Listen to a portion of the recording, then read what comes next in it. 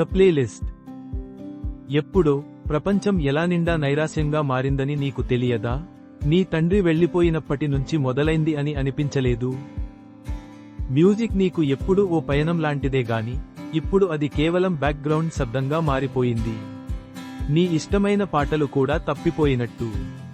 ఒక సాయంత్రం నీ లాకర్లో ఒక్క చిన్న ఫ్లాష్ డ్రైవ్ కనిపించింది. పైకి చూసినప్పుడు ఒక చిన్న స్టికీ నోటుపై ఈ మాటలు ఉన్నాయి: తిరుగుదారులు కనిపించకపోతే ఈ పాటలు ప్లే చేయి. 10 పాటలు ఉన్నాయి. వాటిలో కొన్ని నీకు కొత్తవే, మరికొన్ని అప్పటి నుండే వినడం మానేశావు. కానీ వాటన్నీ నీ లోపల మళ్లీ జ్యోతి నింపిపోయాయి.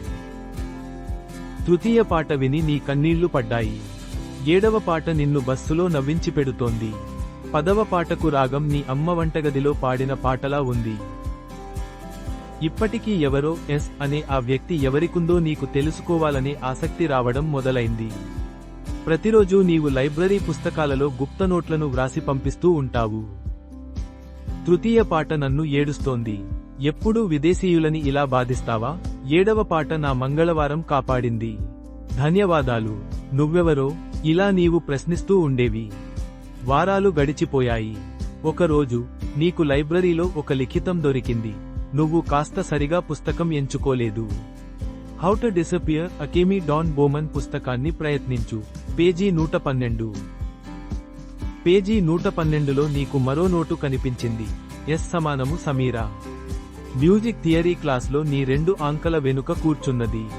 నీవు గీకరును వాయించేస్తున్నప్పుడు నేను వినిపిస్తాను. సమీరా, మ్యూజిక్ థియరీ క్లాస్లో ఉండే ఆ అమ్మాయి, ఆ గిటార్ కేసు మీద బ్యాండ్ స్టిక్కర్లతో. ఆమె నీ పాటలు వినిపిస్తుందనిపించింది. ఈరోజు ఉదయం మొదటిసారి ఆమె దగ్గర కూర్చున్నావు. నీ సంగీత రుచి చక్కదే, నీవు చెప్పావు. ఆమె నవ్వింది. నువ్వు అంత తప్పు కాదు. ఆ రోజు నుండి ప్రపంచం నీకోసం మళ్లీ రంగుల్ని చూపించింది.